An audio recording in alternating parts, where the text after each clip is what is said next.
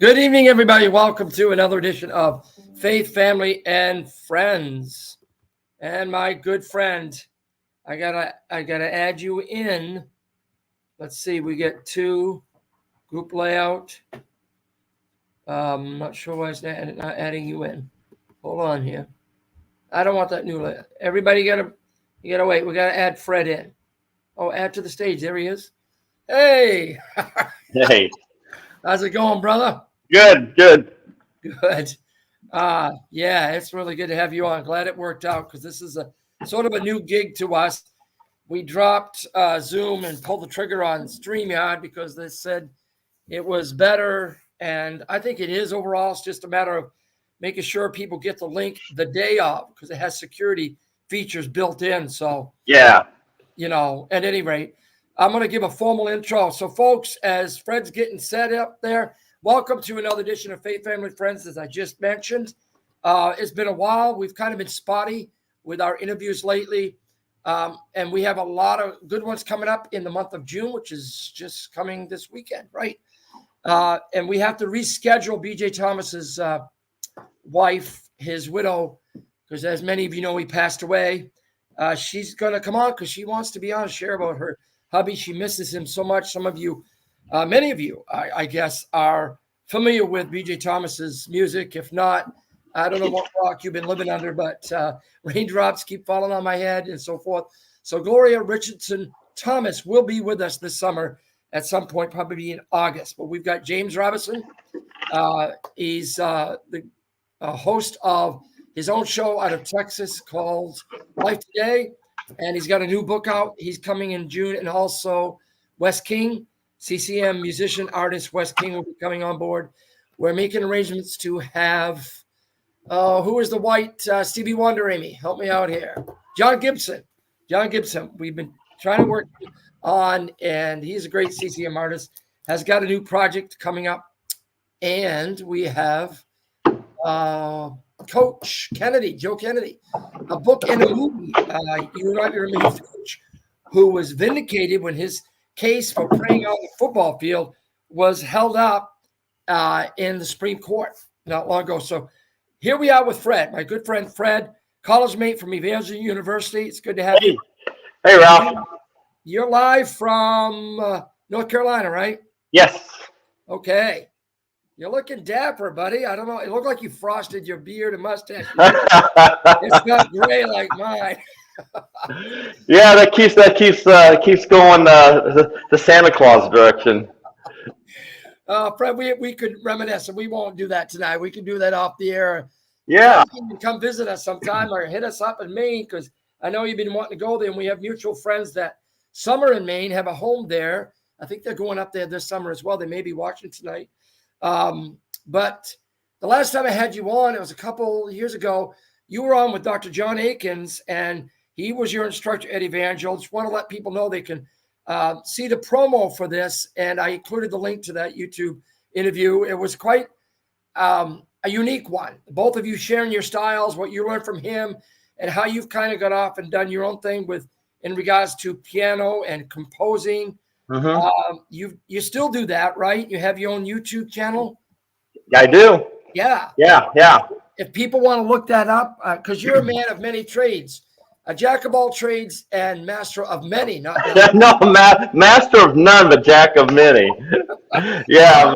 I've heard your stuff, man, and brother, I just love your love for creativity, not just music, the arts, and just that we've connected more since we've had you on last. And it's good because, friends are few and far between, but good friends are hard to find. And so they look you up, just Fred Haas, your own channel on YouTube. I think one is, they can just Google Fred Haas. You'll see things like pop all over. Okay. And it's under my last name spelled backwards, Swah, SWAH. Okay. So Haas flipped. Yeah. Swah, beautiful music. You kind of have to Google that, and then you'll see my channel. Okay. I'm working on right now a new website. I'm working on a new venue because I've been doing some performing here, but I'm actually working on a really cool venue here in Raleigh. That'll be launching in probably take 6 months. but I'm working up the music now for it, and it's going to be really cool because it's going to be immersive. I'm working on a videographer. It's 360-degree imagery, so the audience walks in, and you will see 360-degree imagery around you broadcasted through projectors. And then the piano will sit there. There'll be some candle lights around to create ambiance. And then with that, there'll be, my music's really beautiful. And it's really ambient and reflective. So I'm working on that right now, actually. So I'll be bringing that to people will be getting notifications and all. And I'll do a few shows here in Raleigh. For that. So I'm going from my living room production to more of a professional thing. That's really exciting. Wow. And when is that happening, Fred? Probably, I'm guessing 6 months from now. I'd like to say sooner. I'm working next week with the lighting design person. We may do a test of concept at a small level before we go big. But we're working on everything right now to put it into play. But I'm thinking because I'm going to need sponsors and funding and money, it's going to take some time. Maybe a Kickstarter campaign may kick off, and then we'll figure it all out. But yeah, it's going to be really cool. I've taken my music. After Dina died, my emotions just got really, really heavy. So I went back to my roots with Dr. John Akins at Evangel, and I started doing music again. That's awesome, man. It's very therapeutic. All the arts are therapeutic.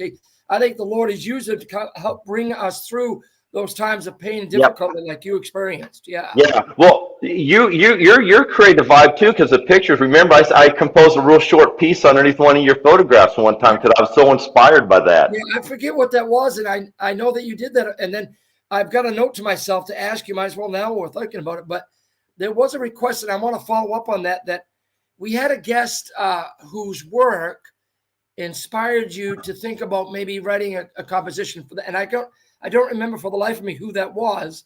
If it comes to you, feel free to sort of interrupt our vibe of conversation. But I know that we had somebody a while ago. Maybe Amy would remember. She's in the laundry room here. But we had a guest that really, you watched the interview, and you said, "Boy, do you have a way to connect me in this guy?" Oh yeah, we didn't.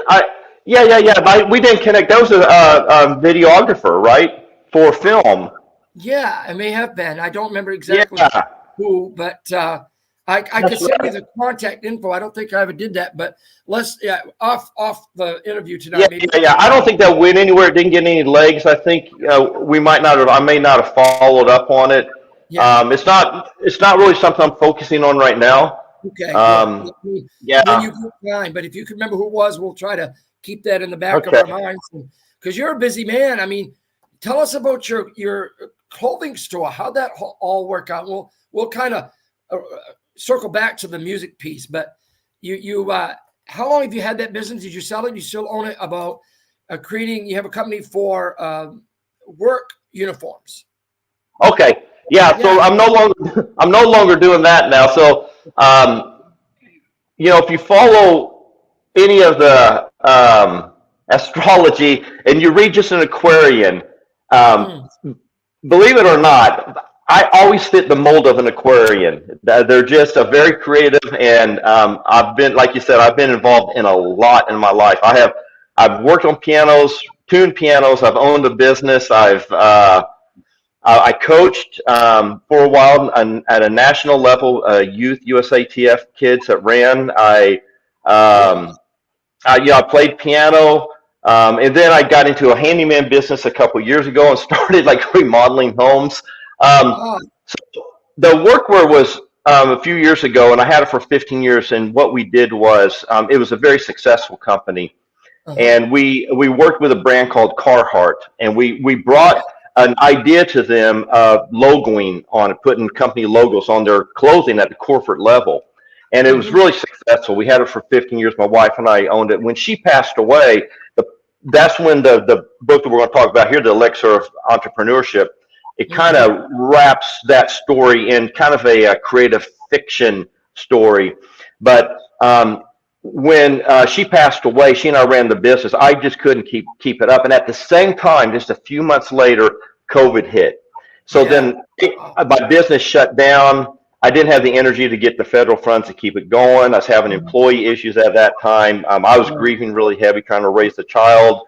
And then I couldn't unload my equipment. I couldn't do anything. It was a perfect storm for anything after a very successful business. So I took a few years off and not doing anything after that. And I looked around, thought, hey, I'm pretty good with my hands. I know people who need ceiling fans hung and wood rot fixed and lights fixed. And I started just a little business called Fixed, and didn't do any advertising, and it just blew up to do references. However, at 59 years old, I came to a realization just really a few months ago that I didn't have the enthusiasm to grow that. It wasn't really my bliss, if you want to call it. It wasn't my meaning in life.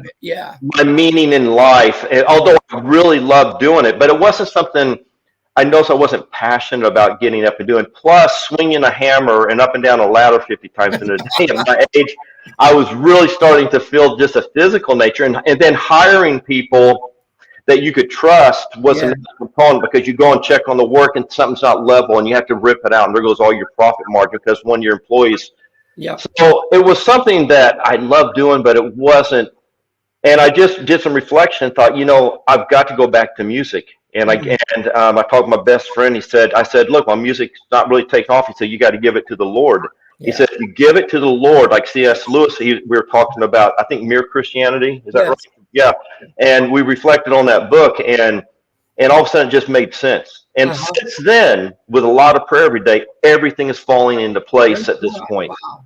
You took that step of faith, as it were, and the Lord is confirming it. So it must be difficult, because with a number of musicians that we've had on, recently we had Kendall Hendricks, I believe it is. He's worked with Jelly Roll, and he's a country rapper. I didn't know there was such a thing. I love country music. I love it all, but it is a very unique sound. But he and others that we've had, it really is difficult to get your music published and make any kind of money on it now, because all these streaming devices are taking away the profit margin for the musicians. I mean, he was mentioning the same stat that I hear. I should memorize it by now, but it's like 0.00 pennies on a song that's on Spotify. So a lot of this merchandise, getting people to know, getting them to come to your concerts, that's actually paying the bills for these musicians. How do you anticipate approaching that difficulty that many already are facing? Yeah, it's a great question. So if I make a financial decision right now as an entrepreneur, everything would be in the direction of no, don't do it. Because it does not make any sense. Right. But then I have to go back to, what do I want to do in life? Right. I mean, I started out as a musician, and I wanted to go that direction. And then I got off and started following money. And I went through education. I was a teacher. I was an administrator. I was a system coordinator. I worked at the Department of Education. And I was about to get go for a PhD. And Dina looked at me and said, look, you've always wanted to be an entrepreneur. If you do a PhD, you're locked into that for your life, and that's not your personality. Right. So then I gave a 2-week notice with DOE, and I started my business with only $300 and grew that. So what I'm getting at is, to answer your question, if I was going to use music to pay my bills, I would not make this decision right now. But the thing is, I have something inside of me that God gave me, a gift, and that's ability to compose music seamless. I don't even think about it. It happens so naturally. And I'm just going to go with it right now. So far, everything is lined up for me. So if I'm looking at it like you're talking about from a business standpoint, like a true entrepreneur like I am, it's not making sense. Although I'm building everything like an LLC, like a corporation right now. From the bottom up, it's going to be built like a company as I build up. But I'm not seeing the money, but I will be happy. I will be fulfilled because I've got something to give. Yeah. Who was it that said the difference between vocation and avocation? your calling is your avocation. Yeah. What you do to pay bills is your vocation. If you enjoy what you do, you never have to work a day in your life. I think it was Mark Twain that said that. So I think probably the Lord's doing that in both of our lives. I'm a little behind you, but bringing us full circle to what we enjoy doing and trusting him to pay the bills. And I didn't want to, let me just say this about the people we have had on, even though we've mentioned this difficulty, they're like you. That's their passion. So they're going for it. Even though they're finding it difficult here and there, they're like, not, they count the cost, but and many of them are Christians, some aren't, but they just have that passion and they know it'll work out if they put it out there. I guess because I'm a prayer person, you want to pray for the music industry. And if I see it struggle, sometimes I think, Lord, Spotify's good. I feel a little guilty having Spotify because it's not paying you guys much. But God, you got to change this, even though it's out there. And so I guess that's why I mentioned it. But I'm so glad you have that heart and you've seen the Lord confirm his journey for you in the way that all these kind of, what do you want to call them, signs, fleeces, fleeces showing up for you. So that's awesome. Yeah, it's really just cool because as soon as you turn it over, or at least when I did, all of a sudden, every phone call was the answer. It wasn't like have to go search it. And then every website that I would do would have a link, and there was the answer to that. And then here was the answer to the location, and here's the answer to this. And so far, I don't know how it's happening like this, but everything is building up. And every time I have an aha moment, it's like, yes, that's what I want to do. And it's just locking in, because as you saw in my last with Dr. Akins, my talent is I sit down and I compose improvisationally instantly, and I have a song. I just have the ability to hear it and play a full piece. What I'm working on right now, I'm spending like 2 to 4 hours a day just to get my chops back because I've lost so much technique that I can hear it, but I can't play it. So before I even go to perform, I'm going to spend several months just getting my chops back. That's awesome. Wow. That's awesome. But I appreciate what you said. There's another thing I heard the other day is that, you're a human being and human doing. What you do is not, what you'll be. Amen. So, it really goes back to how God created us in his image. Yeah. He really did. And when he did that, I think, even though some people will say, I'm not very creative, I think everybody is. It depends on what area, because sometimes we pigeonhole creativity as being painting, music, but it could be any number of things, creative thinking, entrepreneurial spirit that God gives us, and always think of a new idea. Some of us who are creative in that sense, we may not know the details. So we need help with people who are able to give the details, but maybe some of us see the broader picture of it. So I'm excited for you and with you. And it actually spurred me on as I'm talking. I'm looking at my wife over there grading papers, and she knows how my mind works. Like, you need to chase this dream of writing, Ralph. So thank you, Fred, for spurring me on, just sharing your story. Tell us about the book, The Elixir of Entrepreneurship. People can find it on, www.medium.com. Yeah, we can put a link out there for it. Yes. It's on my Facebook page also, but I'm going to do a shout out to Amy. Yeah. Hey, Amy, how's it going? It's going good. Her face.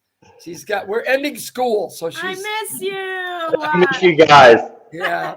We've had some good times at good old Evangel College, which is now Evangel University. It's no longer the Crusaders. I don't even know what the new mascot is, but anyway, that's another thing. So tell us how you came up to write the book. Now, on this website, the piece I read, that's not the entire book. It's just a little piece of it, the introduction. And then people can buy it on that website, or no, it's the whole thing. It's just a small ebook. It's a small ebook. Yeah. Cool. Wow. And it tells about how you got that spirit of entrepreneurship and what it's like. Yeah, it actually echoes the Joseph Campbell has a book on just mythology. And he talks about the hero's journey. It's a journey that most mythological characters kind of go through, this transformation as they go through life. And it echoes kind of just a human spirit as we go through. And so I took that. I had a phone call with my sister, and I was kind of down in the dumps at that time. And she said something about she'd heard something about the hero's journey from Joseph Smith and how the hero has to go through to get the elixir or something. I thought, oh my gosh, that just sounds like me. So I kind of read just a little bit about it, and instantly, my life story was right there. Like I didn't even have to think of the book. I just knew exactly, because the components of the hero's journey I could relate to for my journey. Yes. And it concludes with, that the elixir for me is really the journey itself. Like not getting the business, not getting the trophy, not getting the money, but the journey is about developing as a person and looking back at the wisdom and the empathy and all of the knowledge you gain. Yeah. And as you come back, and then you're ready to kind of mentor someone else or help someone else. Because part of the mentor's journey, or part of the hero's journey, is at the beginning stage, you have a mentor. You have someone. It's very important as someone in entrepreneurship to have someone to go in business with or to mentor with. It's an extremely important step. So as you go through this, and I came out of it after everything happening, in relating to myself as a hero coming out, at the end I talk about that the elixir to that is not like getting rich. The elixir was really more about what you develop inside. The kind of character that you... Yeah, and it's the journey of the Christian too. Yeah, for sure.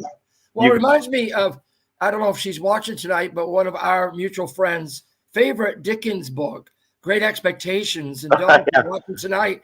I just went through that with my kids where I teach at school, and the character Pip actually comes to realize who he is. There's a term for it where the character who is the narrator in the book comes to what some might call a self-actualization.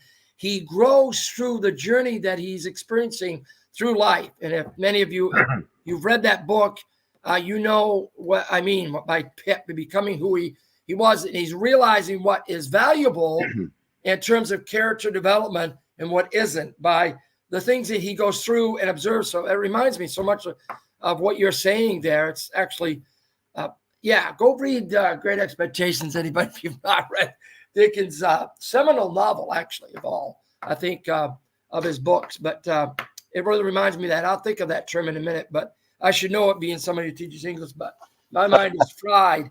The kids have worn us out. We got one more day, Fred. You must remember what that's like, being an educator at one point in your life, years ago. Yeah. What did you teach? Now, you said you were working in the Department of Education, and the years that you taught, or were you mostly in administration?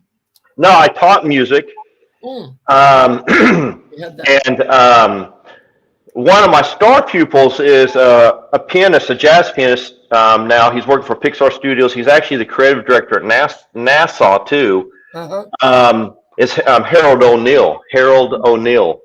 And you just Google the name and you can see everything. He actually talks about me in a TED Talk because in 8th grade I introduced him to piano in my piano lab when I was teaching in Kansas City.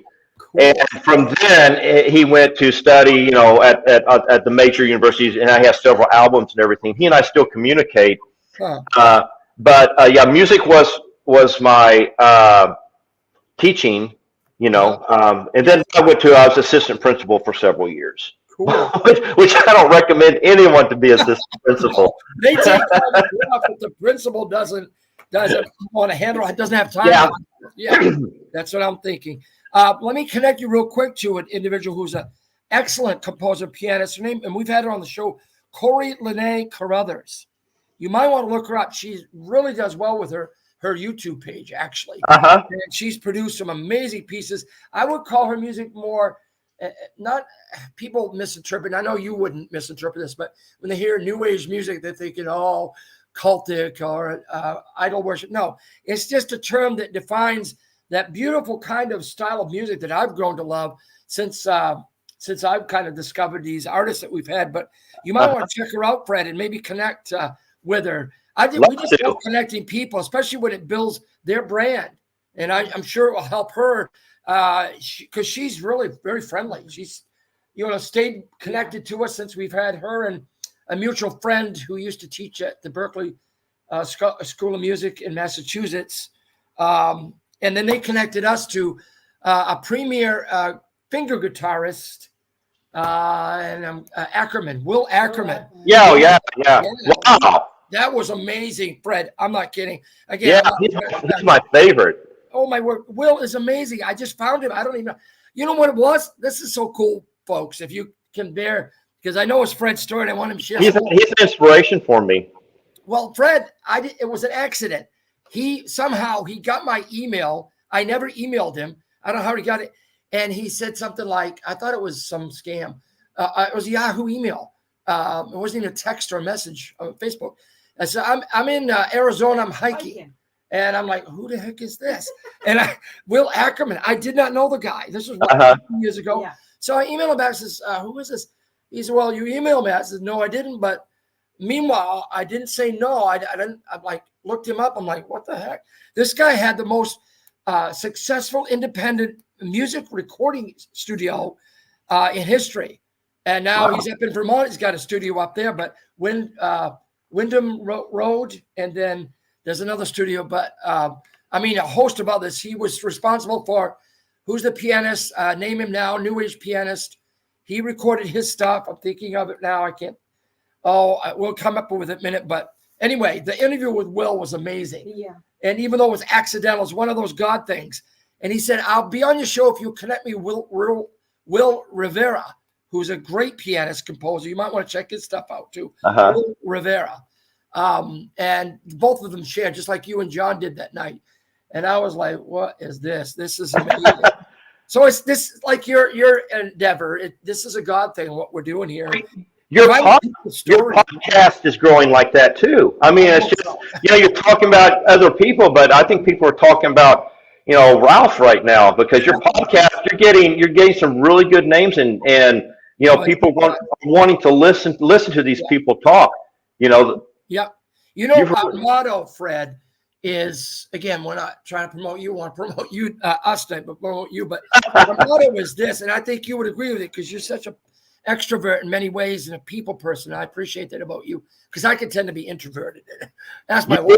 But I mean, our motto is everybody has a story and everybody's story counts, because sometimes we don't think our story counts at all. We think I don't have a testimony, I don't have a story, but everybody's story counts. And we have remarked, we probably only have like 4 or 5 handful of interviews that ended up a little bit kind of wonky or off out of the 260. And we remark about the humility and character of some of these well-known people who we just happen to text. It's like we're not nothing about us, and they're down to earth and not what you think. And I love what it's teaching my wife and I, or reteaching us. And I'm sure you relate to this. It's like we're all one. We're all human beings. We all go to the bathroom, the same way. And everybody has a story. We're gonna have Terry Cummings on, the NBA basketball player. He's like, hey, dude, he's got his phone. He's doing his food pantry. So and it really has given us opportunity, if I could say this, and I think you're on this too. You is to pray for people and be a witness to them. And when normally you wouldn't have that connection, like with BJ Thomas's wife, Gloria, who's been through some struggles. And I said to myself, God said to me one day, because we've had to cancel a couple times, if this doesn't ever happen, I put you in your life so you can pray for her. Man, what a great privilege, man. So anyway, so I want you to tell me, because I didn't quite hit it. My head. You're exactly right about everyone has a story, and this is what your podcast allows to bring out. I think I had either changed or become a different person, but when my wife passed away, it was so traumatic that the change of me as a person, I started listening to people. And I have to say that's one benefit out of all this, if there's ever any benefit of that kind of tragedy, is to start. I actually listen more to people. I talk less. I repeat what they say, and I noticed people, I start to hear, and when you're a handyman, let's put it this way, and you're in people's houses like I was, and it's just you and them, you start hearing stories because people tell you their story. And you start seeing, when you're inside someone's house, you start to see that what the house looks like from the curb is not the same story that's inside. Yeah, well, that's a good way to put it. When people can be vulnerable and they trust you, they will start sharing their struggles and the things that either made them or didn't make them. And I think because of everything coming together, and that allows me then to be a better musician because I can wrap all of this emotion. And as an artist, what you try to do, you try to share something that people feel, but you can't express verbally. That's the main thing of art. Like, what are we feeling? But words just cannot express this right now. And that's part of the story that a lot of us have. We feel it, especially men. We feel it, but we don't know how to express it. And, you know, as well. Words. I don't mean to sound sexist, but we really don't. Yeah. Our minds are one track minded. The women can just do several things at once. Yeah. But your podcast allows us to share our story and to hear other people talk, because I don't get an opportunity to talk about myself. I don't want to, but this podcast allows me maybe to share something that someone else can. So it's great that you're doing this. Yeah, and connect you to others, as we just mentioned, a few artists, but also maybe even to think about collaborating. I mean, think about the way that if we would just, instead of building the fences that we have, that we would share each other's stuff more, we would network better. I think in a day and age when the technology is at its height, good technology, I know this the bad out there, that we tend to not do as much of that as we could. It's like I say at church, you know, at a time where biblical illiteracy should be zero because everybody's got the phones and they could get their, we're more biblically illiterate than ever. I think it's basic laziness. Some of it might be pride. We protect our own selves and our own story. Then we're afraid if we connect with somebody else, they're going to steal it from us. I had a very well-known, I won't mention them, and I couldn't because it actually worked out to be a great story, the whole resolution of it. But and we've interviewed this individual 3-4 times. That when I shared a dog story with this individual, and the wife of the author thought I was going to steal it, and so we had to work that out.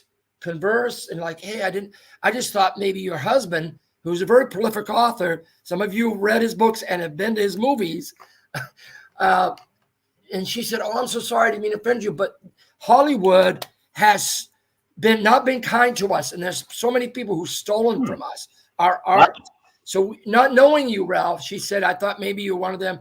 And now, of course, we're like this, you know, we message back and forth, and her husband's on another book. She's got another book, but I think that's what happens. People get skittish and they feel they're going to lose their identity if they become vulnerable and share their art or themselves with others, not realizing that action can multiply it and make it go forward and reach so many more people. Christians are the most guilty for that. Their churches, we don't want to unify. But anyway, I don't want to start sounding preachy, but you know what I'm saying?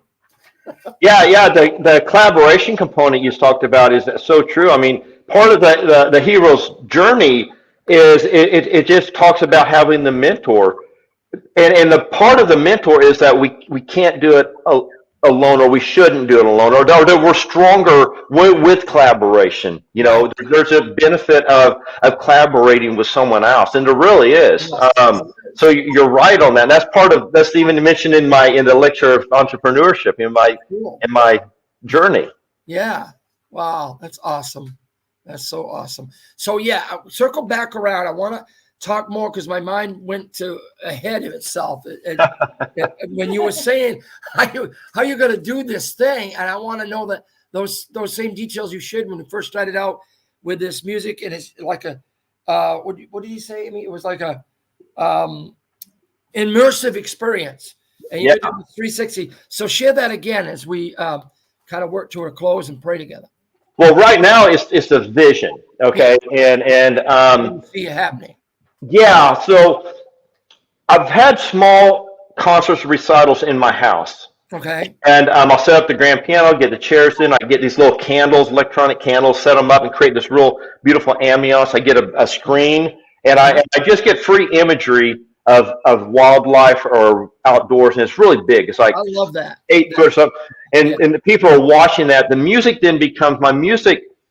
My music is so in art you have a foreground and background. Okay. And depends, sometimes they shift in and out of what you're concentrating on and what roles in the background support. My music, so like a flamenco guitarist, they came to Evangel College, and and I'll never forget, they spoke to us once, and they said that in Barcelona or Seville or wherever they would sit down and play, that the musician is no longer the focus. It's the energy of the music. Everyone's enjoying the music. They're not looking at a performance by the musician. Okay, it's not his name or her name. And I always remember that, thinking, wow. Yeah. So in my music, I really like to set it in the background. That's right. Like when I saw your beautiful photography and I wanted to put music to it, I wanted that to be the foreground. I just wanted my music to support it in the background, to kind of share an emotion that maybe I felt. That's cool. So in my piano, I do the same thing. I try and get imagery up there. And then my music is improvisational ambient music, and it falls in the background where you're really not thinking about it as a musician. You're listening to it, but you're focusing on the beautiful imagery. Yeah. So I'm wanting to scale that even more. And there's a few ways for me to do. So there are some, like the Van Gogh exhibit. It's traveling all around. It's electronic exhibit. Yeah. It's very immersive. It's all over. You can touch it. Yeah. That's like a big scale. The other is, I think, the Sphere in Las Vegas, the big dome that like U2 is playing in right now, and it has all LEDs inside. Yeah. That's an immersive. So those are really big scale things. But what I see a need for is for a small intimate group like a chamber orchestra to enter into a space that then lights up immersive around them with some kind of scenery, or underwater, like wells are kind of swimming over you and all. And it's all done through projectors or LED screens. Yep. And so the audience then becomes, they become a collaborator of the experience. It's no longer a concert. It's an experience of reflection and meditation. And you then look at the beauty of God's world around you through different eyes, and for a moment you focus on that. So this beautiful photography or imagery all around the people, and they sit in a dark space, very comfortable. The music is beautiful in the background. I'm no longer the focus. Yeah. We're generating this environment collaboratively. Okay. And then that's really it. So it's really more of an experience, what I'm wanting to create, than a concert. Yeah. I don't like myself being front centered. I just don't like that. I really like to be like in the background, like a participant is where I'm really comfortable. I love that, and I can really connect to that. I'm thinking now, my mind's going back to 1981 when I was in Lenox, Mass, and I was talking to a friend, Dale Haas, who was a pianist and a composer. He became one. He was taking music and Bible at the time. There was a little Bible school that I went to my first year before going to Evangel in the mountains. Beautiful area. Thoreau, Hawthorne, Melville, all had their homes there in the western mountains. I kind of know what you're talking about. Yeah, it's a beautiful area. And we were sitting down talking in a boys' dorm one day, and Dale said to me, wouldn't it be neat? And I don't know the words used, the vocabulary, but it's the exact same thing you're talking about. That he said, I can imagine heaven be like this. But if we have an experience where we could go to, well, when we hear the music, we're seeing the scenes, and we're even feeling the flowers that we're seeing the scene of, and maybe even smelling them, like a complete visual. Like, and some of the movie theaters, obviously, years ago when they did Earthquake, they had those things on the arms. You could feel the earthquake as you watched it on the movie theater, because you got Dolby sound. But if it could just be more than you could even add those other components besides visual and auditory. No, you're right. I'm already thinking of a fragrance. I'm thinking of a fragrance maybe to have in there. But if you think of the old movie theaters that probably our grandparents went to, the no sound, and they had either an organ player or a piano player that would, when the villain would come, they hit like a major, a dominant fifth on the chord, then there'd be a love song when the bride comes across. That's kind of what I'm doing. I'm creating, it's kind of like a silent movie in a way. There's no sound except the music. You don't hear the nature sound, you just see the scenery, but the music, they're kind of like the old silent movies. But the fragrance and everything you're talking about is something I'm thinking of. Yeah, I can imagine it being very healing, but because I think there's a great need for emotional healing in the body of Christ, in our world today. And we're in such a trajectory of busy schedules, busy lives, and so much going on that is just negative, that we need these spaces to go to. And I think we need to be intentional about them. We need to be intentional about doing it, going to whatever that is. And then the creators like you need to, and are being intentional, saying, I want this to happen. I think God's going to give us Godspeed for that. I really do, because we don't need more information, Fred. No. Not enough. We just need to chill with God somewhere like that. Yeah, what you're talking about. So there's already studies starting right now with the 3D immersive, 360 immersive environments that the person steps into. Let's say it's a beautiful ocean front with a sunset happening, and you see it 3D. It's virtual, but the studies are it's reducing it's reducing the blood pressure. Wow. It is helping the nervous system calm down, and they're studying the mechanism of the body, how they're responding in these environments, and they're finding that putting someone who's stressed in the 3D environment with calming, not just looking at a TV screen, but a 3D environment, immersive, it actually lowers the triggers that are high on them for health issues. And there's studies going on right now for that, just what you're talking about. Yeah, I can imagine, because it really dovetails with the whole idea of, I was thinking animals now, even though they were barking earlier, kind of bugging our interview here by dogs. But there's studies about that, how animals, we know that, they give us so much emotional support. They do. We actually studied the blood levels in both animal and the human, and their levels of oxytocin, which is one of the 5 happy chemicals, just goes to a zenith. I mean, it just rocks both animals. Human. Oh, really?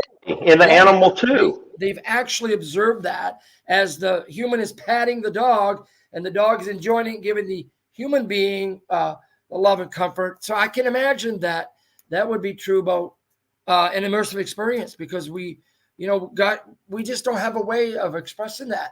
Not everybody lives on the coast of Maine like I did. Oh, I know. I've always wanted to. Live and in person.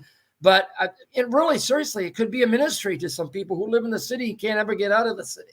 So I'm excited about what you're going to do. I want to pray for you, Amy. You can come over here and pray for Fred and this project. Yeah. Folks, if you just tuned in, that's not good.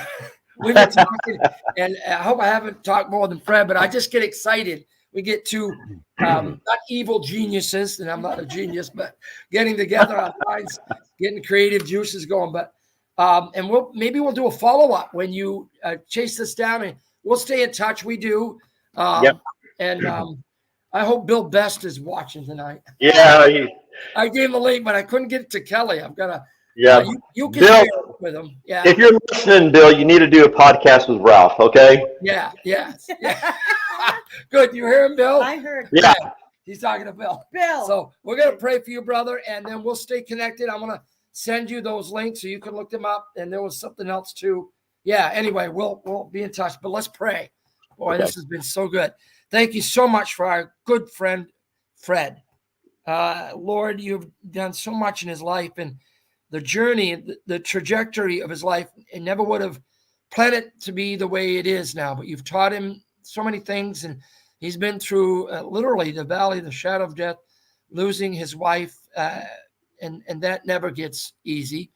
The wounds are still fresh, but Lord, you've taught him so many things in regards to this, in the healing process. And Lord, I pray for the vision for this immersive experience that would bless other people. When Fred wants to just get into the background and just be a conduit through which your spirit can create a healing and just a beautiful memory for people who could come into this sort of concert, Lord. And in whatever way that we can connect him with others or collaborate, and others even who are watching now, fit those pieces together like you already have, and by way of confirming this calling. He's come full circle back around to the original thing that you put in his heart years ago when he landed there in Springfield, Missouri. We met each other. It was so cool to reconnect in this way, Father. Thank you so much for our time together. For anybody out there tonight who doesn't know the Lord and his healing power emotionally, We want to kind of focus in on that tonight. I pray that Fred's testimony and our words together tonight would spark just a calling of the Lord, just to woo as you do, Lord, Holy Spirit, and bring that person to a place where they can be open to God and the healing power that you have to give. So many of us need that. We're so damaged, Lord, deep inside of our most vulnerable places. We've been hurt, and those scars take a long time to heal, a lot longer than the physical body. So for all those out there tonight who are struggling, Lord, anxiety and stress, I pray that they would find you, and that Fred's idea, that wouldn't just be an idea, it's a God thing. I really believe it is. To seal it and anoint it tonight. Thank you, Father. We praise you. Pray for blessing and safety and just encouragement in Fred's life and all his friends and family. In Jesus' name, amen. Amen. Thanks, Ralph. You're welcome, brother. Love you, man. Okay. We'll Love you guys. Okay. Okay, bye. Goodbye. Bye, Amy. Okay. See ya. Bye. We'll share this later with all others.